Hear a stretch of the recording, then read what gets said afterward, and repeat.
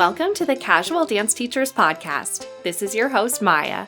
I am so excited for a Casual Dance Teachers Podcast first today. We have our first returning guest, Ian Howe. If you've been listening to the podcast and caught Ian's first episode, which was all about diversifying and setting yourself up to really enjoy and be enthusiastic about your career as a dance educator, you will know that that is actually not the topic that I had initially asked Ian to talk about for the show. Today's episode will be the topic that I had initially booked Ian to talk about, which is dance photography. Totally new topic and lots of insights here for how you as a dance teacher can set up great poses for your dancers for their recital photos or general dance photography, or even get involved in being a dance photographer yourself. Before we begin today's episode, I will go ahead and reintroduce Ian because he just has such an impressive resume, and I think it's important to know the many different facets of his career that have contributed to his eye as a dance photographer. Ian is the owner and artistic director of Pacific West Performing Arts and teaches at various studios around the Seattle, Washington area. He also travels and sets competitive choreography and runs intensives around the country and around the world.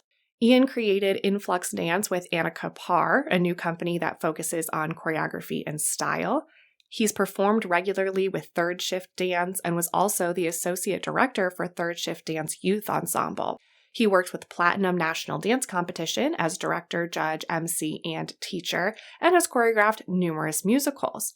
He started the dance company Apropos Modus in 2021 with Karen Tobin, and in 2022, Ian started his own dance photography business, Dance Meets the Eye. Without further ado, let's hear more from Ian. Welcome, Ian. Thank you so much for being here. Awesome. Thank you for having me. Yeah, I'm really excited to talk to you, and we're taking an interesting angle with this. We're going to be talking about your dance photography, but the first thing that I want to lead with is how you started getting into this as a business, because you are already doing so much. Like, you're in Australia right now. We had to schedule around the crazy time difference. You're doing choreography and master classes and this and that. I'm like, why? Like, what even led you to go into dance photography as like a little extra business? Honestly, in the minute part of it, it was because of COVID. Oh, Because everything was obviously shut down, so we couldn't do things normally. And my photographer and videographer that I used at that time had moved back to California to be with family. So I was kind of left without anybody and anything. So, ironically, our venue had just gotten canceled. So I needed to figure out how to work that. It was just a whole mess. Where like, all right, we're just going to do it inside. So I bought two cameras. I bought like two very nice professional video cameras and then a photography camera, got lighting, set up my cameras, and then we had 110 numbers, 100 numbers, something like that, that we're supposed to do our recitals. We have a bigger studio. So I just figured out how to videotape them from different angles and take pictures at the same time. And that's what we did for a solid week, was just have each group come in masked up. They would do their dance 2 or 3 times. I would videotape. So I was taking 6 videos per dance. whoa. Yeah, 6 videos per dance. And then, after we got through all how many of our numbers, learned how to video edit and do photography editing too. Oh my gosh. That's the smaller version of it. Bigger version is just diversifying myself. That's why I do so many things: teach, choreograph, direct, and judge for competitions. Travel to Australia to go teach. Why not? Own studios, dance companies. Just trying to, as my body decides it doesn't want to do things, trying to stay relevant and useful in this industry. Amazing. That's like such a good nugget right there in itself. Just being able to diversify and know when to pick up something else and drop something that's no longer working for you. Like, that's amazing. One question that this brings up for me is, when you are modeling, or do you model, I guess, the poses that you want the dancers to take when you're taking photographs? Because that's another thing where if physically you have certain limitations, how do you get the dancers to portray your vision as a photographer without necessarily having to be super active back and forth, showing them jumping and all that sort of thing? Right now, a lot of my photography is just for studios, for the recital and that type of deal. So, there's the basic poses that you get and everything. But I try to tell dancers, okay, so the younger ones, obviously, stand there, feet in first, hands on your hips, big ol' smile. Yes. If you can get that in 5, 10, 15, 30 minutes, you're great, golden, let's Mhm. move on. But with the older kids, I try to give them a little more freedom and I try to tell them, like, hey, go spend 5 minutes on your phone not looking at TikToks and go find dance poses. Or go find TikToks that have dance poses on them. They might only get one or two images, but I try to give them the freedom to try to experiment with Mhm. stuff. So I think the advantage being a dancer, and that was the thing that I loved with my previous photographers that I used, they were also dancers, is that we just kind of have that eye and we kind of have that knowledge of knowing, like, okay, you're trying to do a leap. You get two tries to do it this way. If it's not working, then we're going to try something that's a little bit different just because you kind of know like what they're going to be able to do. So I think that that makes it a lot easier to just kind of play around with things because myself being a dancer, I can be like, okay, try this, do this. You're not as flexible that way. So we're going to have to try it this way. Mhm. And then just, once you get that vibe and once you kind of get the basic idea of what you want, then that's when you can play with lighting and everything else. But I don't usually come in with a specific idea. Okay. Yeah, no, that answers actually a lot of the questions that were kind of going through my head when we first started. And the thing that I always come back to is efficiency. How do you keep it creative? Make sure you're not like throwing everyone into a box of looking very similar or getting stagnant. Because once you get beyond the little ones, they don't want to just stand in first position and smile, but still not take forever of sure that would be ideal. Oh, we have unlimited time to get all the great pictures, but in that studio setting, you got to kind of churn them out. So, do you have any tips for Yeah. keeping it super efficient and focused and moving through that process quickly? If you don't have the time built in, like I have, so for my studios rather, we have probably like 100 classes that we have to go through in a week. And then those classes can be anywhere from 4 to 5 kids up to, the little ones, 16 or 18. Um, so the biggest thing that I had to figure out was like, you can't get stuck on trying to make it look artistic necessarily. Mhm. It's recital photos, like, again, with the older ones, usually they have an idea. Usually you're able to just verbally say something to them so that they're a little easier to direct. But like, with the little ones, here's your three poses. Which one do you like the best? Which one are you going to stand still for the longest? Mhm. And those parents too, they're just happy to see their little ones in all the sparkles with the smile, hopefully. So that was the biggest thing is just realizing that you just have to go through. Like for each pose, I'll snap between 3 to 5 photos, like in succession, and then just hope and pray to the dance gods that one of those they're square and smiling and there's nothing weird with the lighting. Mhm. A lot of the efficiency is just getting over our artistic hangups of what we want it to look like and realizing that it's not a modeling session where you have an hour or two with like one or two dancers and you can kind of just play around. Mhm. This last May, when I was taking photos for my studio, I took over 7,000 photos Wow. in from Monday to Sunday because we had to extend things a little bit. But I mean, I took over 7,000 photos, and out of those 7,000 photos, I think maybe after I picked everything out, it was under 1,000 photos that I actually edited, had up on the website for people to buy. Mhm. Now you do, I was mentioning this to you before the interview that I noticed that you do some really interesting things with lighting because a lot of times when I see studio photos, it is just, everything's bright, bright, bright in that pose with the smiles and all that. But I did notice that some of your photos seem to incorporate shadows in a really interesting way. And I'm just curious what your process was like when you were learning that and how much maybe being a choreographer and working with lighting technicians for this stage maybe influenced your view of lighting for photography. So a lot of the things that I experiment with is literally just me going like, all right, well, let's turn off this light and see what it produces, or let's go to, this setting or whatever. So genuinely, a lot of the stuff that I've put out there that I'm happy with was the little happy accidents of just trying something and being like, okay, well, in theory, this should work this way. Let's see what happens. Some of the best photos that I loved doing, I literally just turned off the lights, turned on one in the background, and was like, okay, move around. Let's see what happens. Hmm. And it produced some of the best results. I think working with lighting designers kind of helped. But again, I think it just comes back to that like creative artistic side being like, well, I don't like this. How can we make this work in XYZ?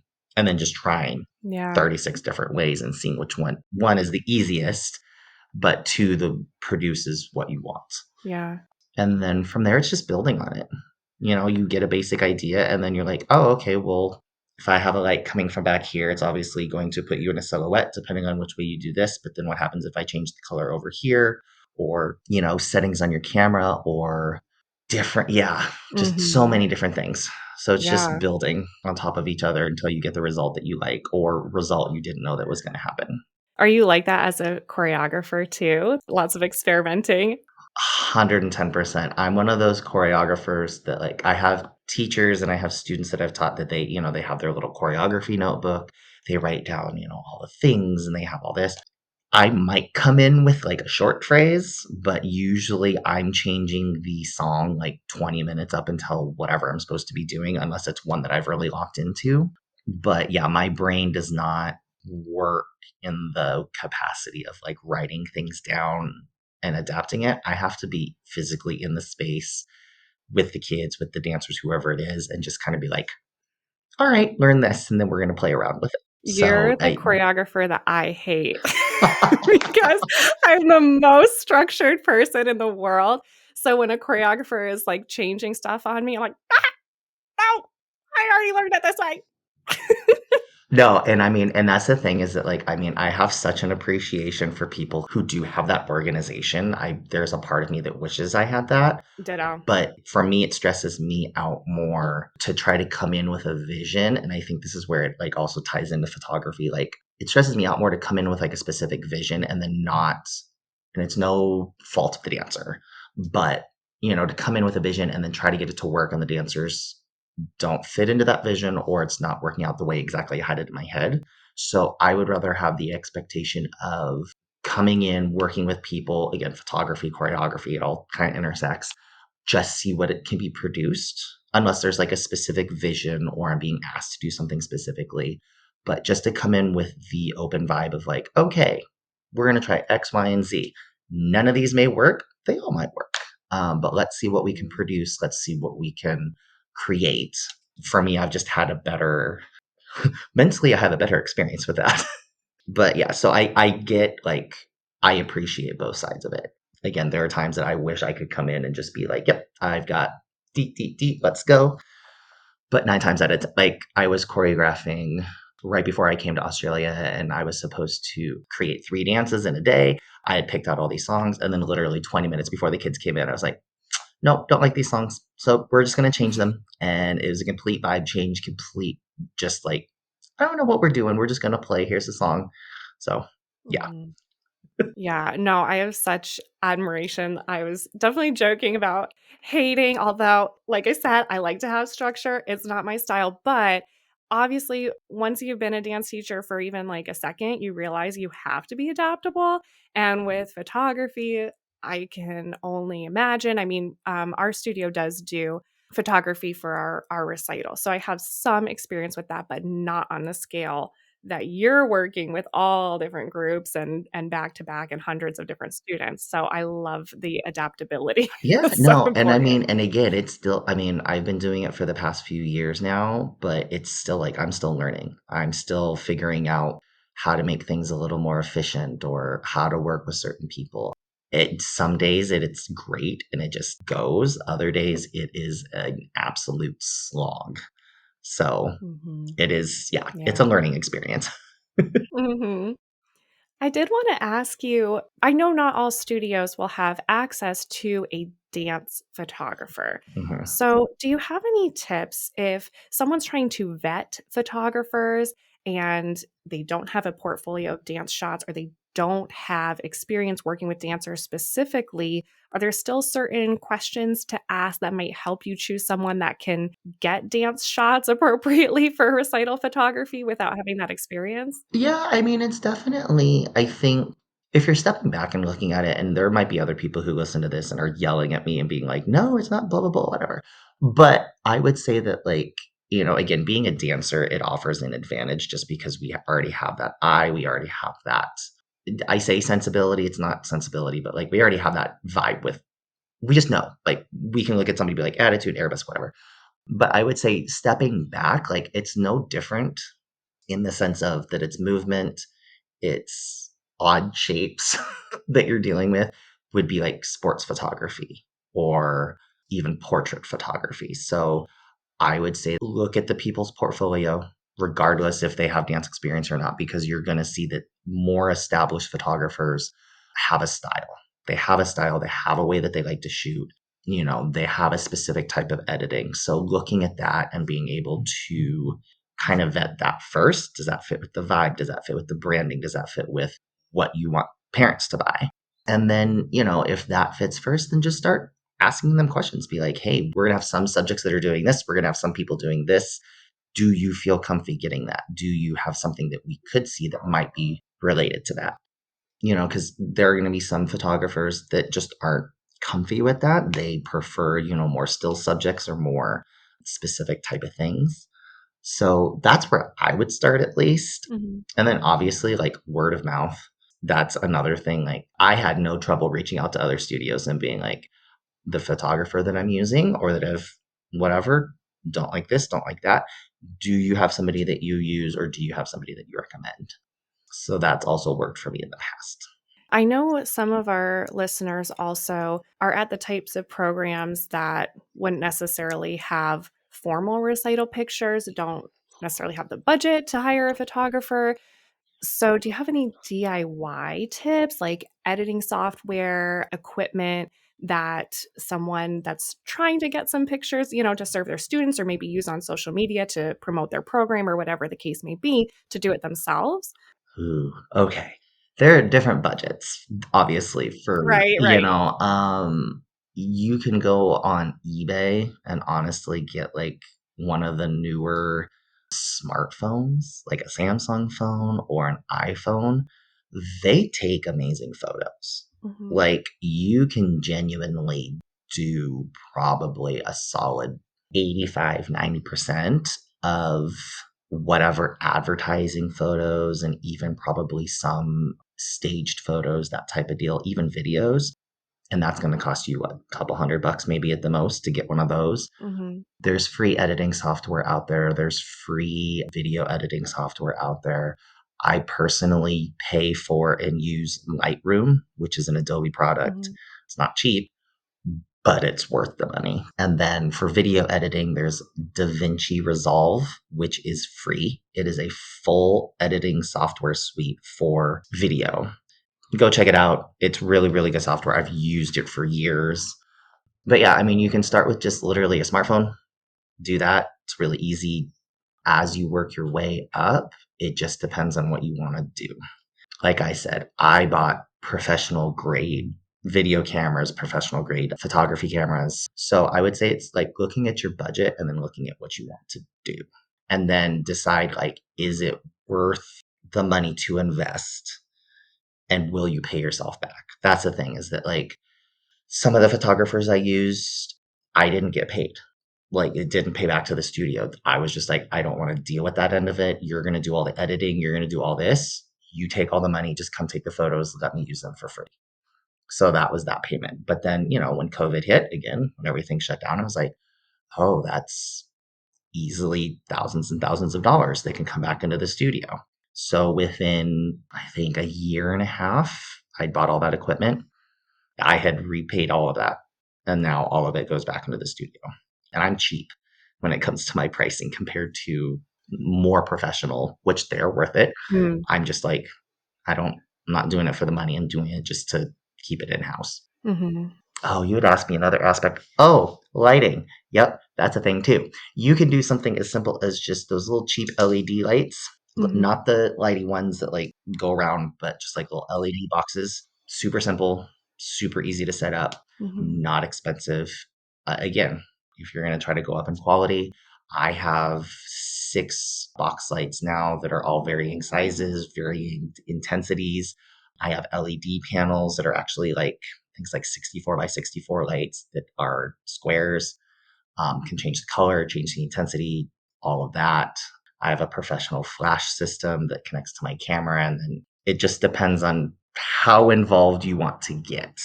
But places like B&H Photography, I think it's called Adama Photography too, Adorma or Adama. It's all online. They have different packages. I literally started with just like a 3 light package that had the attached flash. I think it was like 300-400 bucks. And then I just upgraded from there as I needed to. So I am coming at this completely ignorant of like anything to do with photography, technology, uh, anything like that. But I can see the value for a lot of people. Like I was even thinking not just for teachers, but thinking back to when I had to audition and like send in photos and videos and all of that. And I don't even want to tell you like how terrible the things that I sent in were and not professional at all. Yeah. But it's so helpful for so many things. I have a two-part question Yes. for you. Part one being anything else you want to add as far as the photography side of things goes. Part two being, can you also add, and maybe we need like a whole nother hour for this because you have a bazillion things that you're up to, but can you add some of the different resources and ways that people can follow what you're doing? Oh, okay. It's a lot. I have It- been down the rabbit hole. I was like, hello, like, is there anything you don't do? well, first question, I genuinely think that it just helps expand your knowledge and helps the kids expand their knowledge. Taking the time to give them not just the education of how to kickball change or how to smile on stage, especially if they want to be a professional dancer. You know, getting them to understand, like, even if it's literally just on your phone, like, videotaping them and moving around, getting them to understand, like, okay, when should I be looking at the camera directly? When should I be focused forward dancing? Getting them to understand the different angles of photography and how, I mean, as dumb as it sounds, like, the old saying of like, TV adds 10 pounds or like different angles add whatever. It's true.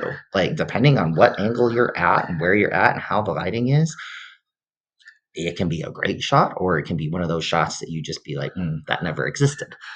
So I think I would add from an educational perspective, add it in. Like, even if it's literally just in like one of your classes, and you're like, okay, we're going to spend 10 minutes now filming the combination we just did. From the business perspective, again, I think it makes sense, but I also understand that there are studios that are smaller or just don't have the time or don't have the want. For me as a larger studio, I have, between 400 and 450 kids each year. So for me, after a certain, right? 3 locations, so much fun. For me, it makes sense, or at least I think for me, it makes sense. Some people just may not care. They want to just focus on a certain aspect and leave that to everybody else. So I think that's Mhm. great. Gosh, okay, second question as far as following me. Yep. So, Facebook, you can follow me. Mhm. Ian Howe, easy enough. Ian Howe Dancer. You can follow my dance company, Apropos Modus. You can follow my traveling dance intensive called Influx Dance, which is also, I'm trying to branch off and do an assistant program with that.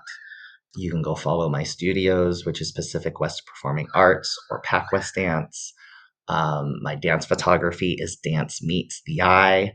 And that's also all on Instagram. My website, ianhowdancer.com. Again, aproposmodus.com. Don't have a website for my photography, ironically. Influx.dance is my one of the many companies. But yeah, Ian Howe Dancer is probably the easiest way just to keep up with me. Start there, Yeah. and then you can go down the rabbit hole like me. Yes. But yeah, no, I guess in the end, it's diversifying. That's what I would Mhm. end everything with. There, in the notes that you gave me, I love the fact that you were like, I went down this rabbit hole, and I was like, holy my gosh, you do everything. Um, I joke that it's partly out of boredom, which it kind of is out of boredom, but at the same time, it's literally just trying to find the little niches. Some things are more successful Right. than others. Some things work out great. Some things I've had for years and really haven't done anything with. But I would say, and the photography is part of it, the videography is part of it. It's diversifying yourself, especially as a dancer. That is the word of Yeah. the day, I think, is just diversify. Do your things, but diversify what you do. Hey, it's Maya again, wrapping up with another huge thank you to Ian. Again, the fact that we sat down to have this conversation months and months ago, and it turned into such a long and robust conversation that I had to break it up into 2 episodes and wait and hold on to this to release it now. I just feel so lucky to have had that experience. I'm so grateful again to Ian. Also, I wanted to interject here real quick to tell you about my new partnership with Dance News Daily. If you're not familiar with Dance News Daily already, you can probably figure out from the name that this is an amazing source to get daily dance news. DanceNewsDaily.com is the website with tons of up-to-date dance news from all different genres, and it's from all over the world. There's articles about new works being created, classes, the latest literature on dance. It's so amazing. But my favorite feature is the daily email. So on the website, dancenewsdaily.com, you can sign up for free and you can get a daily email that has links to all these different articles from different news sources telling you what's new in the dance world today. Obviously, with the podcast, it's really helpful for me to stay up to date on what's new in the dance world. But as a teacher, I think it's also so important to steer my dancers towards getting news and reading about what's going on in the dance world. And it can be really overwhelming, and they might go to sources that I'd rather they not get their information from. Like, I don't want them just going on TikTok to get the latest in the dance world. So to have it all in an email that you can encourage your students to subscribe to, but that you can also just open real quick every morning, scan through, grab what's relevant to you, share it with your students, and it can be like a headline of the week type of tradition that you start with your dance classes, and just a really great learning opportunity for everyone. So be sure to check out dancenewsdaily.com and subscribe to the Dance News Daily email. I'd love to hear your thoughts about today's episode in the Casual Dance Teachers Network on Facebook, or you can also find us on Instagram as the Casual Dance Teachers Podcast. As always, I would really appreciate it if you could go ahead and leave a review for the show on whatever streaming platform you are listening on to help us connect with more listeners and continue to grow the show. See you next time.